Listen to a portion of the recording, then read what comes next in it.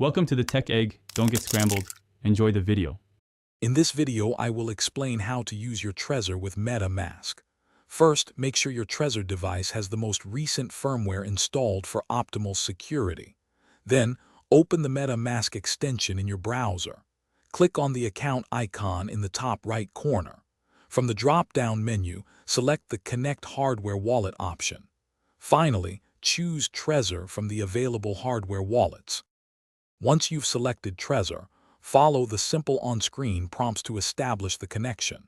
You will need to enter your Trezor PIN and any passphrase you have set directly on your Trezor device. Next, you will be presented with a list of your Trezor accounts. Select the specific account you wish to import and manage within MetaMask. Your chosen Trezor account will then seamlessly appear in your MetaMask wallet interface. When you initiate a transaction in MetaMask, such as sending tokens or interacting with a decentralized application, the details will appear on your Trezor. Carefully review all the transaction information displayed on your Trezor's screen. To finalize the transaction, you must physically confirm it by pressing the appropriate buttons on your Trezor device. This crucial step ensures your private keys never leave the hardware wallet.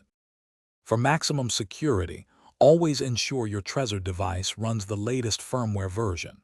Remember, your 24-word seed phrase is the master key. Never share it or store it digitally.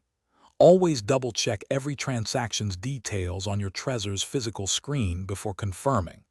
Finally, for an extra layer of protection, disconnect your Trezor from your computer when you are not actively using it for transactions.